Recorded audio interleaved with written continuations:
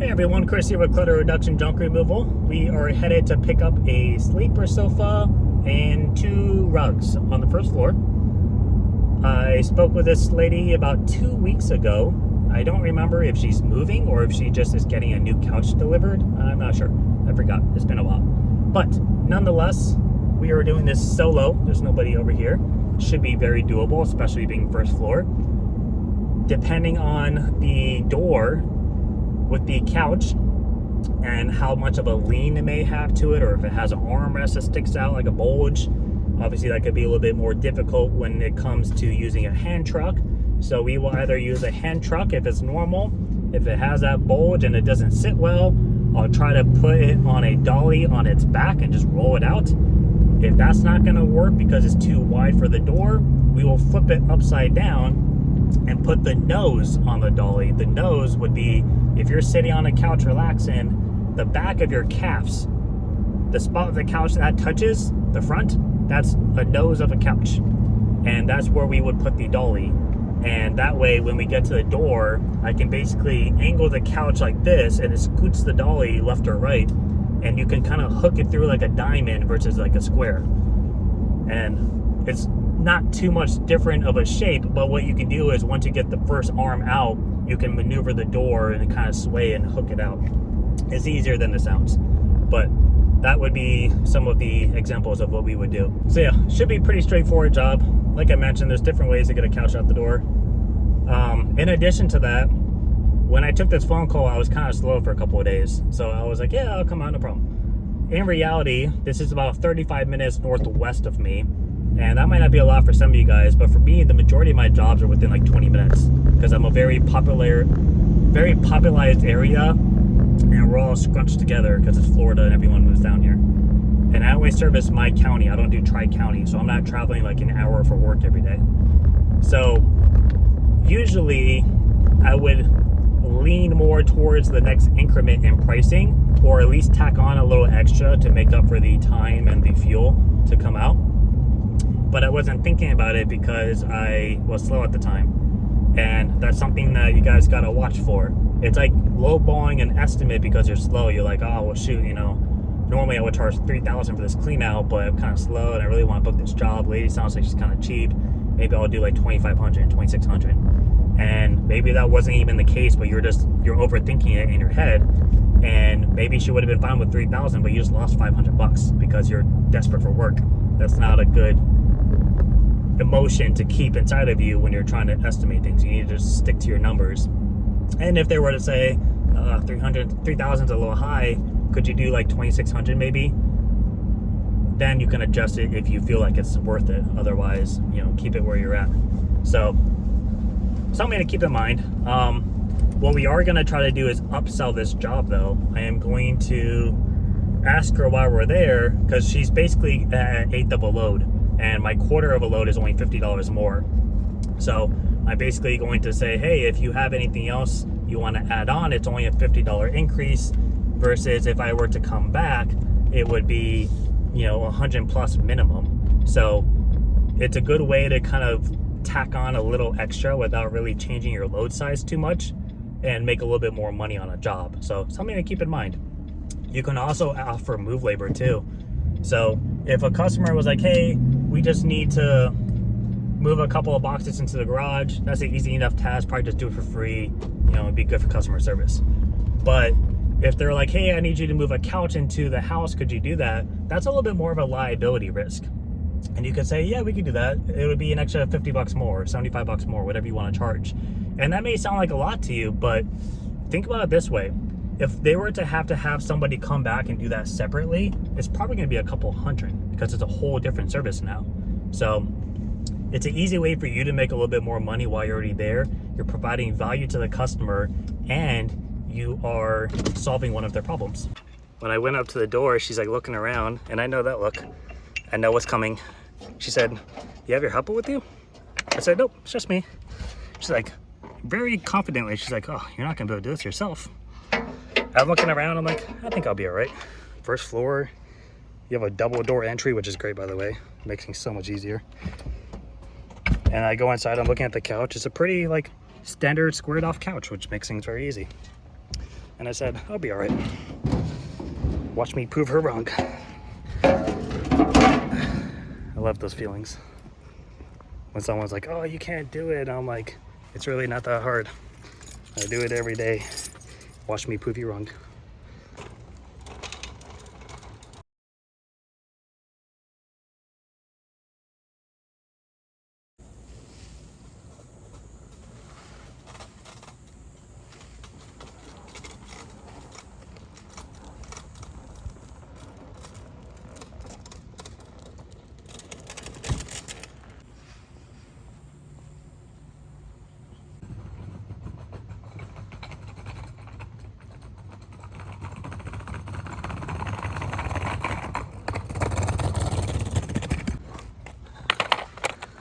Well, needless to say, I proved her wrong. She said, I'm impressed.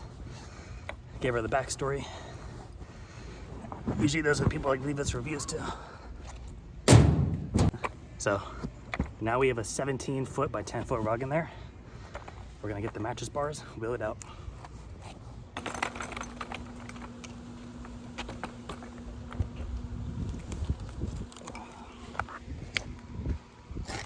I usually have tape for rugs to wrap up so they don't come apart me while I'm moving them, but I don't know where my tape is, so we're gonna use bungees in the meantime. Mattress bars, better for just mattresses. You can use them for rugs too. 17 foot rug, we're gonna roll it vertical, so it's only 10 feet. Stop it on that, reel it right out the door.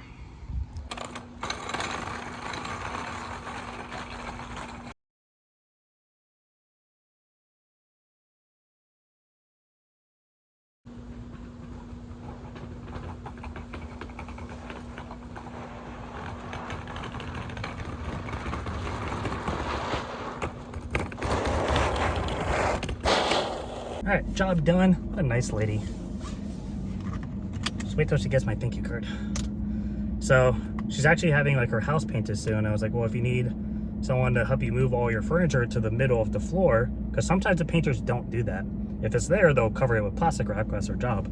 But sometimes they won't do the moving for liability reasons. So if that's the case, give me a call. You know, we can even, I can always go to, I've done this before, depending on what kind of floor they have and what kind of furniture it is, just go to Dollar Tree and get those little felt pads assorted pack. It's like 36 of them, they're different sizes. And then just bring them with you and just stick them under all of the furniture other than like a chair. So that way, if the painters do need to slide stuff out of the way for any reason, they can just push it without having to ruin the floor and stuff. And I would just, oh, my protein bar melted. I was only here for 20 minutes. Damn it. But yeah, usually like I'll just say, hey, I'm gonna be bringing something to help with the move. It's gonna be a material charge. It's gonna be $5, $10, whatever. And I'll just get a bunch of those and I'll tell them like, hey, I'm gonna get these old felt pads for your furniture. So if the guys do need to move it, they're not gonna scratch up your floor because they're probably not gonna be thinking about the same level of care as a mover would. So there's a small little token of a gesture for caution purposes. But yeah, when I first opened the door, everybody does this. I tell you guys, it happens so often. I just know and I know how to react to it. I made a video about this a while ago where the most common question I get is it just you? Those 4 words, is it just you? Those 4 words I hear so often. I had to double check 4 words. Yeah, like she's looking around and she's like, do you have a helper with you? And I said, no, I do this with my fiance and she's handling family matters right now, which isn't entirely inaccurate. She is doing something, it's just not family related. But she said, oh, you're not gonna be able to do this job. That's a sleeper sofa.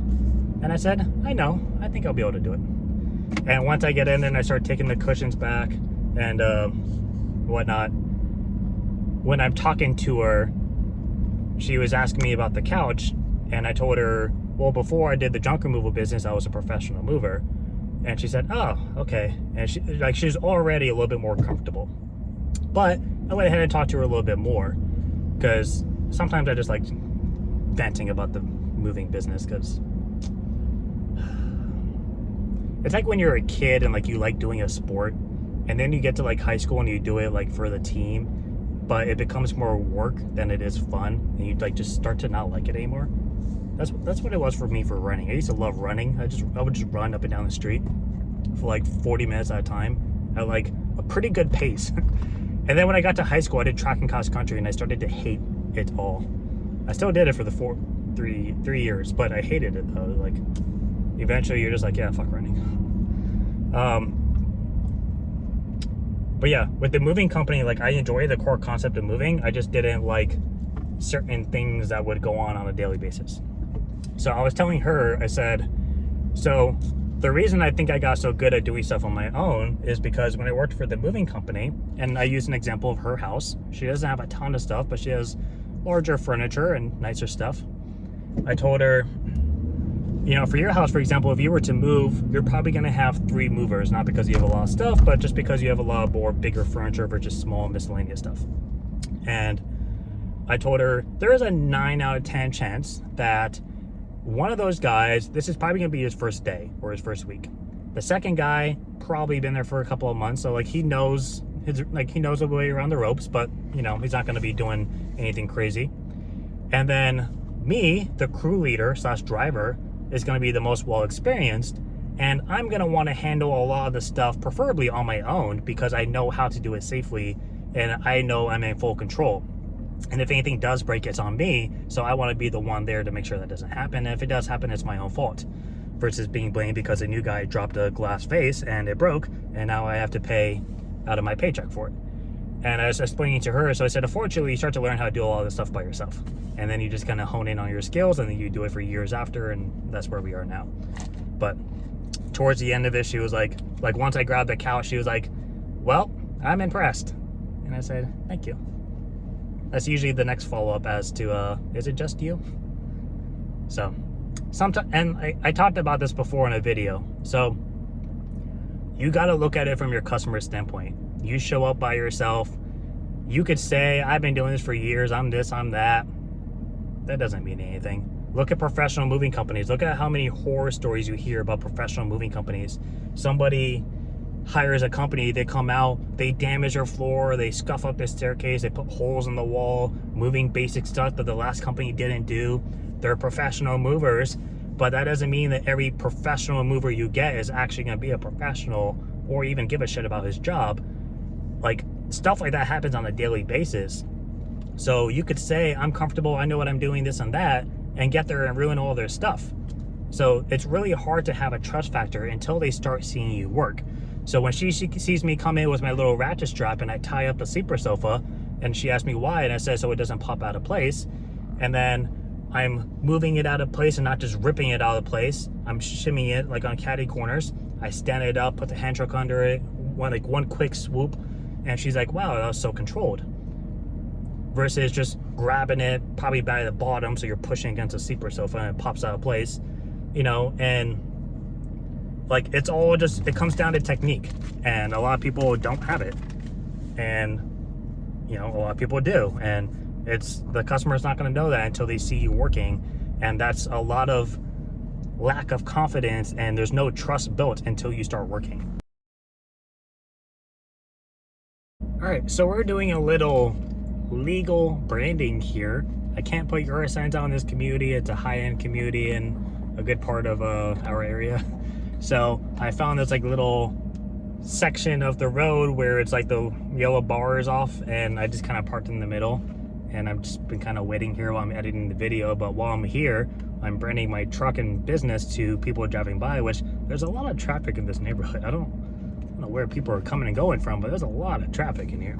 So kind of hanging out by the lake. I'm gonna actually try to see if I can get a picture from this side with the lake in the background. I feel like it's not gonna work out too well, but we'll give it a shot. But yeah, kind of going back to the solo stuff, just because I know it happens for other people. I've had people reach out and tell me that like they've been turned away before. I haven't been turned away from a job 100%. I have had one guy, he wasn't older, he was probably like in his 50s, and he apparently had a mover come out. I was doing a move labor. I was just moving a piece downstairs into like the garage. He apparently had a guy come out from Facebook, which is how he found out about me, and he showed up by himself and reassured the guy that he was a mover, and he does this kind of stuff all the time. And it wasn't like a huge piece. It was like a taller, skinnier chest, kind of an antique a little bit. And I guess the guy went to go grab it by hand, didn't even use the hand truck, picked it up by hand, and he said, oh shit, this is heavy. And like the guy was downstairs, he could hear him say that. And the guy told me he instantly got nervous because you have to carry it downstairs now. And I guess he went up to check, and the guy bear hugged this like chest, which I'd imagine is probably like around 100, 150 pounds. Bear hugged it and just started dragging it to the door. The guy heard it dragging, went up to go check, yelled at the guy, told him to get out of the house, and that was it. So then he reposted to Facebook again and said, I need 2 movers to help bring a bookcase downstairs.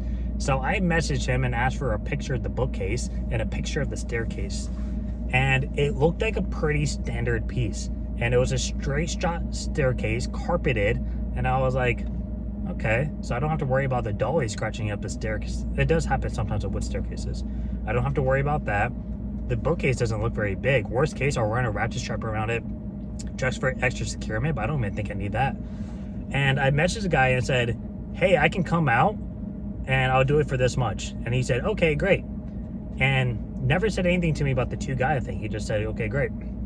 I got there by myself, and he said, where's your other guy? And I said, oh, I don't have another guy. This looked like an easy enough job. And when I tell you the level of like anger that popped up in his eyes, and like I didn't know what had happened yet. He just looked pissed. And he was like, I specifically asked for 2 people to come out. And I was like, yeah, I saw that, but this didn't look like a 2-man job. Like, I've done jobs way harder than this. And he said, yeah, well, that's what the last guy said. And I kicked him out of my house. And I was like, huh. And like, you could tell the guy was not having it. And I was like, can I at least just come up and look at the piece? And he's like, yeah, whatever. We go up. Sure enough, it wasn't that big of a piece. So I told him, I said, look, I get it if you're uncomfortable. Maybe you had a bad experience. But this looks like a pretty straightforward job to me.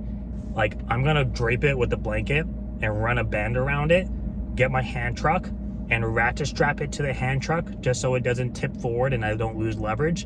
And I'm just gonna dolly it down your staircase. It'll probably take me 3 minutes. And I told the guy, I was like, look, I used to be a mover. I've done this stuff forever. I do junk removal for my own time, and half the time I'm by myself. I can show you videos on YouTube. Like, I move bigger stuff by myself. If you're uncomfortable, I get it, and I'm sorry I wasted your time, but I could do this. And he said, all right, well, at least you said you were going to use a hand truck. The other guy just grabbed it and started dragging it. And then like I chuckled, and I was like, really? He just dragged it? And he was like, yeah, I wanted to punch a guy in the face. And I was like, I'm not going to drag it. So I did exactly what I said. He watched me the whole time. And literally, it took me a couple of minutes. And it wasn't even that hard. It wasn't even like that heavy of a piece once it's on a hand truck. I wouldn't sit there and try to pick it up. It was a taller piece.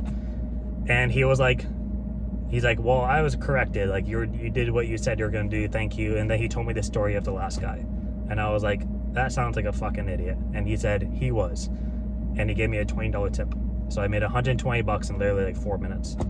And I told the guy, I said, look, it's hard to say, like, to trust people, but I told him, I said, I would look at the first couple of things they do. Like, if they're walking up and they're not looking around at the staircase, they're not checking doorways, they're not checking for potential things, like, you can tell if someone's looking around for that stuff. Every house I go into, the moment I get there, I'm looking at the doorways, I'm looking at steps, I'm looking at the floor, I'm looking at pieces I'm gonna have to go around. I'm looking up to see where your clearance is on your staircase, because usually you have like a big open area and then you come in and you have like a ceiling here. I'm checking to see what the height is on that. I'm looking around.